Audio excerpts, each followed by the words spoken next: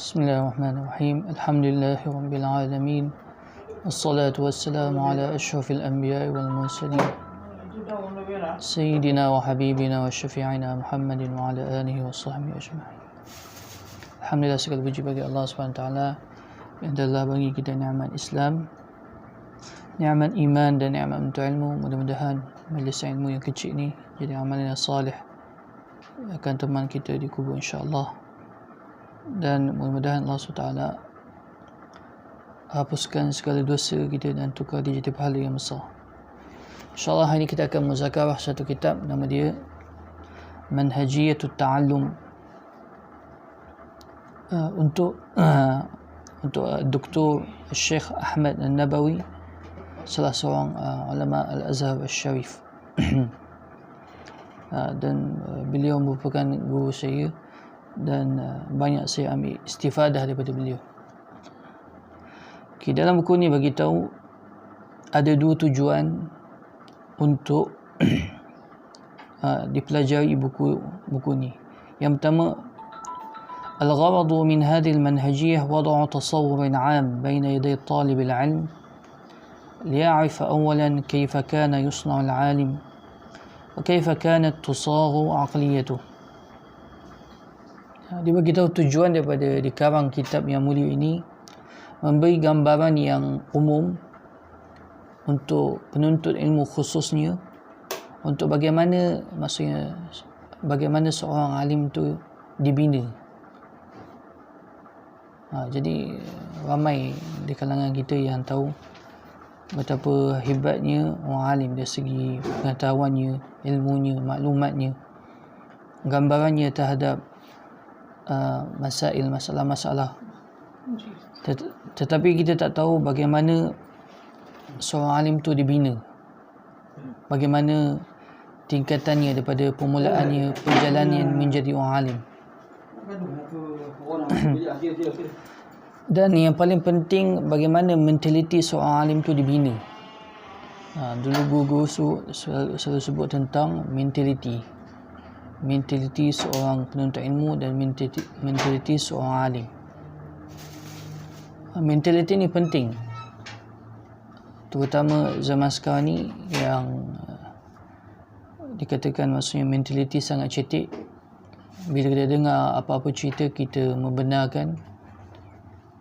Bila kita lalu kita ceritakan tanpa usul periksa, ia dipanggil sebagai tawthiq. Ja'akum fasiqun binaba'in fatabayyanun. Dalam qiraat yang lain disebut fatathabbatu. Ataupun bila kita membaca satu masalah, kita baca dengan orang kata apa, bizahir masalah, hanya surface masalah saja. Kita tak masuk dalam umqul masalah, dalam perbahasan masalah yang lebih mendalam untuk kita melihat gambaran masalah tersebut.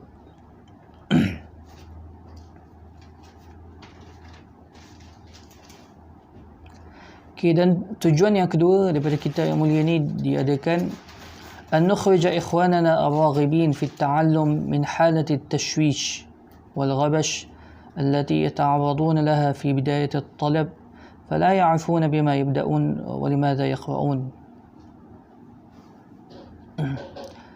Dan tujuan yang kedua di karang kitab yang mulia ni untuk mengeluarkan penuntut-penuntut ilmu, khususnya kepada penuntut-penuntut ilmu yang betul-betul bersungguh ikhlas untuk menuntut ilmu ni, untuk keluar daripada keadaan huru-hara, daripada keadaan kelang kabut, tak tahu nak start mana, kitab mana nak start baca, tak tahu level mana kita nak start. Jadi bagi tahu, jadi untuk setiap ilmu tu ada dia punya level mubtadi'in, level mutawassitin, level muntahin. Level mubtadi'in maksudnya permulaan, level mutawassitin ni maksudnya pertengahan. Adapun level muntahin ni maksudnya orang yang dah hampir kepada kitab-kitab yang besar, kitab-kitab mutawalat. Jadi untuk setiap level ni ada kitab ni. Selalunya kitab-kitab yang mubtadi' ini berbentuk ringkas. Tujuan dia hanya semata-mata untuk menghilangkan kejahilan. Adapun lebih pada tu, jadi untuk kita menambah ilmu ataupun kita nak membina tapak yang kukuh dengan ilmu tersebut. فالكتب التي ذكرناها بمراحل مختلفة تضعهم على أول سلم التعلم، وهم من بعد ذلك ومن قبله محيطون برعاية شيوخهم وأساتذتهم الذين ينيرون لهم طريق ويذللون لهم السبل. Dan dalam kitab ni maksudnya dia akan disebut kitab-kitab yang perlu dipelajari pada level mubtadi'in, permulaan, dan mutawassitin, pertengahan, dan muntahin. Dan dalam buku ni dia akan seolah memberi pencerahan awal kepada penuntut ilmu, bagaimana dia, apa yang perlu dia belajar dan apa yang perlu dirujuk sebagai bahan bacaan untuk jadi rujukan tambahan ilmu dan maklumat.